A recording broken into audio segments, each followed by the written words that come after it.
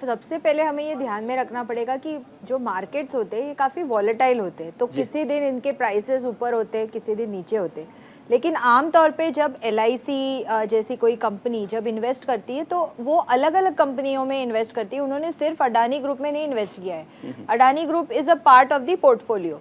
और जब ये डिसाइड करते हैं कि कहाँ पे इन्वेस्ट करना है तो कुछ फैक्टर्स लिए जाते हैं, जैसे earnings before interest, taxes, depreciation and amortisation. तो अगर आप देखेंगे तो अडानी ग्रुप का ये जो रिपोर्ट है इसमें कोई भी अभी तक खराबी नहीं है। सेकेंडली, उनके जो एसेट्स है क्या ये इनफ है। जब कोई SBI जैसी बैंक किसी को लोन देती है तो क्या वो एसेट्स चेक करती है, तो डेफिनेटली अडानी के पास आज के डेट में इंफ्रास्ट्रक्चर प्रोजेक्ट्स है और एसेट्स है। तो बिजनेस कंटिन्यूटी एक चीज है, कितनी एसेट्स इनके पास है। अगर आप ये सारी फैक्टर्स को चेक करोगे तो ये कोई बहुत रिस्की प्रोपोजिशन कल तक तो नहीं था।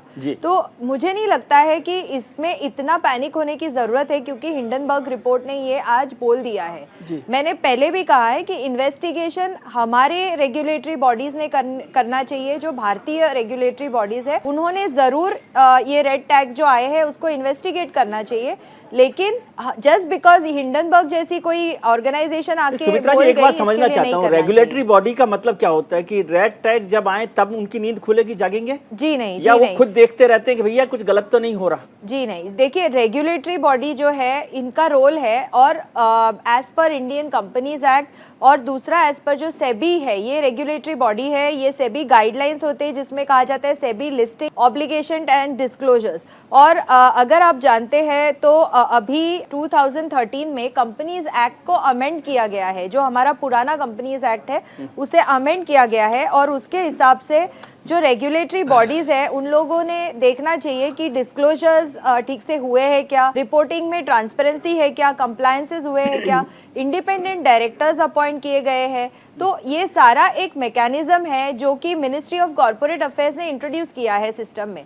और अभी तक अगर आप देखेंगे तो कुछ फैक्टर्स होते हैं, जैसे हेल्दी, एक कंपनी को हेल्दी कैसे माना जाता है, तो उसके जो एसेट्स है वो है क्या, सच में है क्या उसके पास।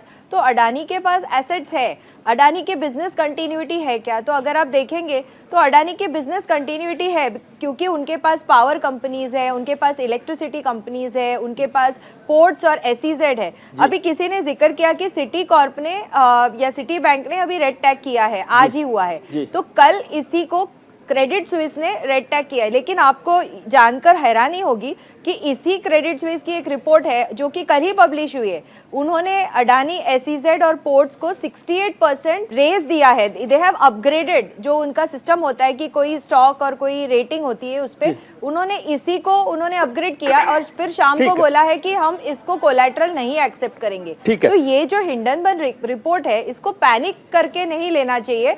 देखिए, कोई भी कॉर्पोरेट गवर्नेंस ठीक से हुआ है कि नहीं ये देखना जरूरी है, लेकिन पैनिक नहीं होना चाहिए। और मुझे नहीं लगता है कि शॉर्ट टर्म इफेक्ट जरूर आएगा इकोनॉमी पे, लेकिन लॉन्ग टर्म में ये बहुत स्टेबल हो जाएगा। हमारी इकोनॉमी बहुत ही रेजिलिएंट है इस मामले में। ठीक है।